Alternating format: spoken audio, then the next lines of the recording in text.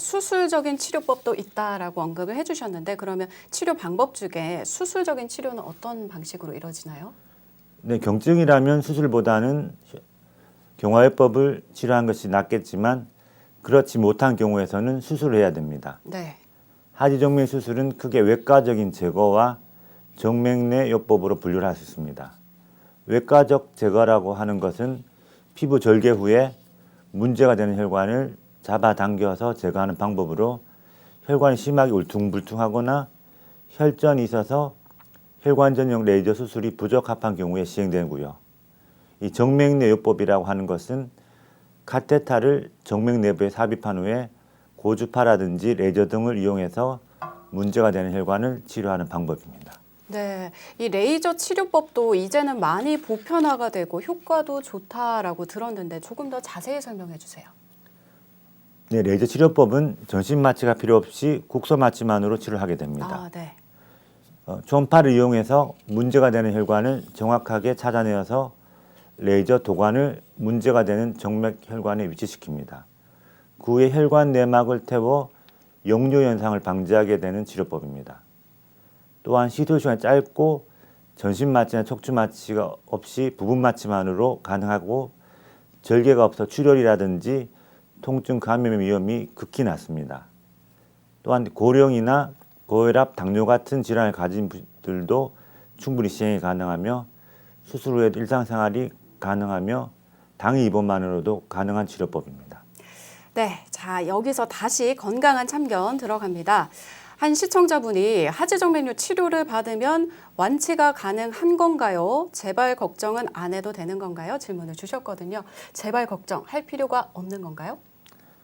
하지정맥류는 치료를 했더라도 재발이 일어날 가능성이 높은 질환 중에 하나입니다. 아, 그렇군요. 앞서 말씀드린 것처럼 수술만으로 끝나는 것이 아니라 지속적인 관리가 필요하다는 것입니다. 꾸준한 경과 관찰을 하여 치료를 해야지 완치의 길로 접어들 수 있습니다. 또한 본인 스스로도 건강한 다리를 위해서 꾸준히 노력하셔야 합니다. 네, 수술이 끝이 아니라 꾸준한 관리가 꼭 필요하다는 말씀 기억하도록 하겠습니다. 다음 질문이 있습니다. 하지정맥은 혈관과 밀접한 관계가 있죠. 혹시 평소에 혈압이 높은 사람들이 하지정맥이 더 잘 생기기도 하나요? 라는 질문입니다. 하지정맥류는 정맥 고혈압과 관계가 있습니다. 우리가 흔히 알고 있는 동맥혈액의 압력으로 심장에서 강한 압력으로 온몸의 구석구석 혈액을 전달하게 됩니다. 네. 하지만 정맥혈압은 박동이 없고 압력이 없어 심장 쪽으로 잘 가지 못합니다. 그래서 이 정맥혈액은 다리 근육의 이완과 수축에 의해서 심장으로 올라가게 됩니다. 정맥고혈압이란 말은 다소 생소하게 느껴지는데 간단히 말해서 제2의 심장인 다리 근육의 이완과 수축이 없으면 다리의 정맥혈액이 심장으로 잘 가지 못해서 다리의 혈액이 꽉 차 있는 상태가 되어 압력이 높아진다는 말입니다. 이렇게 다리 근육의 이완과 수축이 없으면 중력의 영향으로 다리의 정맥벽이 가장 확장한 상태가 됩니다. 네. 그로 인해서 장시간 서서 일하는 사람들이나 경우에서는 정맥벽이 늘어나면서 정맥고혈압 상태가 발생되며 장시간 지속되거나 반복되었을 시에 다리의 부종을 비롯한 불편 증상과 함께 하지정맥류 진행될 가능성이 있습니다. 그렇군요. 원장님께서 앞서서도 그렇고 계속해서 수술 후 관리의 중요성에 대해서 언급을 해주고 계십니다. 그럼 어떻게 관리를 해야 효과적으로 관리를 할 수 있나요? 네, 하지정맥 수술 후에 몇 가지 꼭 지켜주셔야 할 사항이 있습니다. 네.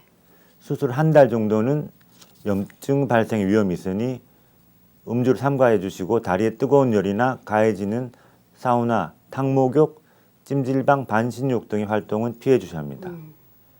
뜨거운 열이 가해지면 질환 혈관이 확장되어서 치료 효과가 낮아질 수가 있고요. 치료 부에 염증이 생길 수 있기 때문입니다. 또한 평소에 걷기와 같은 가벼운 운동은 수술 회복에 도움이 되지만 하체에 힘이 많이 들어가는 웨이트 트레이닝과 같은 격한 운동은 피하셔야 합니다. 그리고 의료기관에 처방된 의료용 압박 스타킹을 신어주셔야 하는데요. 네. 이 의료용 압박 스타킹은 다리를 압박하여 통증을 줄여주고 치료 효과를 높여줍니다.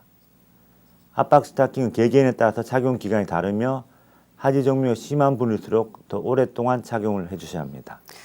네, 이 하지정맥류 치료와 또 수술 후 관리법에 대해서 알아봤는데요. 사실 가장 좋은 방법은 아무래도 예방이겠죠, 원장님. 이 하지정맥류를 예방할 수 있는 방법은 어떤 것들이 있을까요? 네, 평소에 조금이라도 증상이 있으시면 완화를 위한 생활 습관을 실천하고 반대로 악화시킬 수 있는 생활 습관을 피하는 것이 중요하겠죠. 맞습니다. 먼저 주무실 때는 다리를 심장보다 위쪽에 위치하도록 하는 것은 하지정맥 증상을 완화시키는 데 큰 도움을 줄 수 있습니다. 네.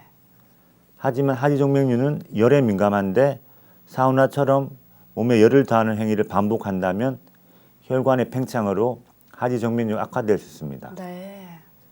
따라서 하지정맥 환자들은 잦은 사우나는 삼가시하고요. 대신에 찬물로 다리 씻기, 충분한 보습과 다리 마사지 등으로 다리의 피로를 푸는 것이 좋습니다.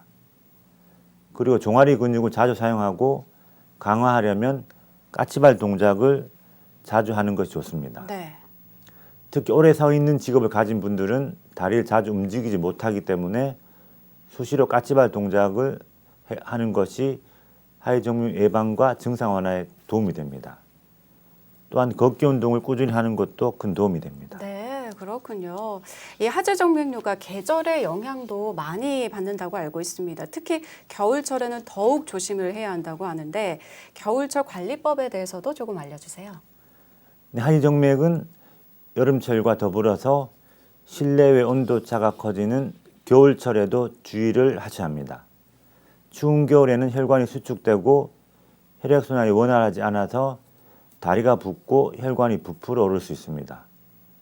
특히 겨울에는 보온에 신경을 쓰다 보니까 여성분들에게는 필수 아이템으로 롱부츠를 많이 신으시는데요. 이 롱부츠의 착용의 단점은 이야기할 때 빠지지 않는 것이 혈액순환에 치명적이라는 것입니다. 네. 롱부츠가 혈액순환을 넘어서 하지정맥류 발병 및 악화에 영향을 준다는 것은 나름대로 일리가 있는 이야기입니다. 네. 그러나 무조건 나쁘다는 것은 아닙니다. 이 필요 이상으로 꽉 끼는 롱부츠로 인해서 혈관이 압박받는 것을 피하라는 이야기죠. 또한 온열기구, 특히 보일러 같은 뜨거운 곳에 열에 다리가 직접적으로 노출되면 하지정맥류 악화될 수 있어서 주의가 필요합니다.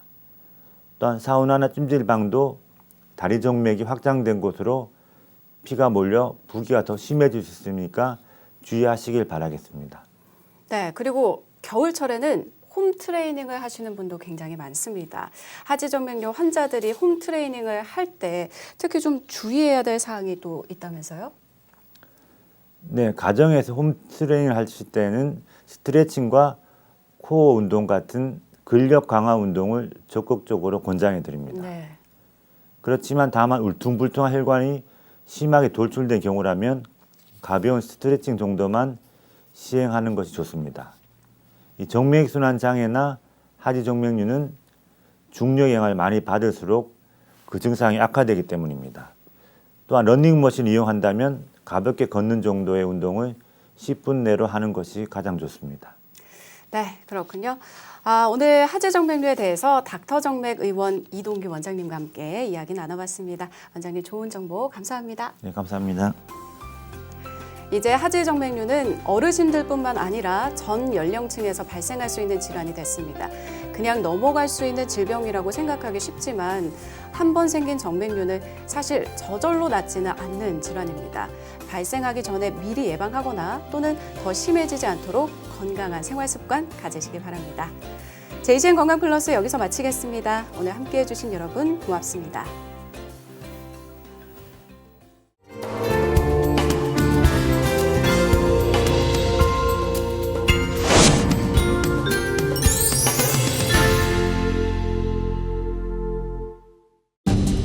2021년 대한민국 국민 중 무려 37만 명이 진단받은 이것. 다리가 붓고 저려요. 혈관이 울퉁불퉁 튀어나와서 보기도 싫고 통증도 있어요. 다리 정맥의 판막이 망가져서 순환에 장애가 생기는 질환, 바로 하지정맥류인데요. 건강보험 심사평가원 의료통계정보에 따르면 하지정맥류 진단을 받은 환자의 수는 2021년 기준 37만 명으로 나타났습니다. 여기에 지난 5년간의 데이터를 분석해보면 2017년에 비해 무려 57%나 증가했다는 걸 알 수 있습니다. 하지정맥류가 발생하는 혈관은 온도 영향을 많이 받는 부위입니다. 온도에 따라 체온을 조절하려고 확장과 수축을 하는데요. 겨울철 급격히 기온이 떨어지면서 실내의 온도차가 심하면 혈관의 수축과 이완이 반복되면서 피로가 쌓이기 쉽습니다. 이 때문에 혈관벽이 탄력을 잃어서 약해지고 판막 기능이 저하되면서 하지정맥 증상이 생기거나 악화될 수 있는 것입니다. 그렇다면 하지정맥류 증상에는 어떤 것들이 있을까요? 먼저 혈관이 튀어나와 보인다거나 다리가 무겁고 피곤할 경우, 또 자다가 종아리가 아파서 깬다거나 오래 서 있거나 앉으면 증상이 심해지는 경우, 발바닥이 화끈거리거나 종아리에 쥐가 나는 등 위 증상 중에 3개 이상 해당된다면 하지정맥류 질환을 의심해봐야 합니다.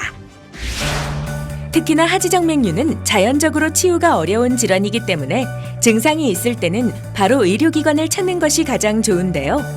먼저 전문의와의 상담 후 초기에는 약물 치료나 압박 스타킹 등의 보존적인 방법을 통해 치료를 시작해야 합니다. 여기에 통증과 부종이 심한 경우에는 환자의 증상에 따라 적절한 시술이 필요한데요. 과거 하지정맥류 시술은 대부분 절개로 이루어졌지만 최근에는 절개 없이도 혈관 레이저나 혈관 내 고주파 시술 등의 치료 방법을 사용하기 때문에 상대적으로 통증이 적고 회복이 빨라 바쁜 직장인들에게도 적합하다고 볼 수 있습니다. 그리고 진단과 치료만큼이나 중요한 하지정맥류의 예방 방법. 먼저 평소 같은 자세로 너무 오래 서 있거나 다리를 꼬는 행동은 삼가는 것이 좋고 틈틈이 스트레칭도 도움이 됩니다.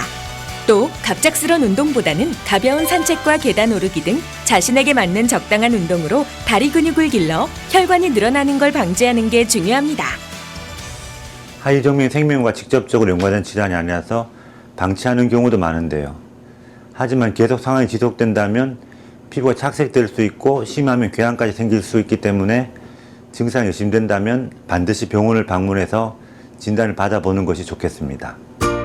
JCN 건강정보 겨울철 하지정맥류 순간의 방치가 평생의 고통이 될 수 있습니다.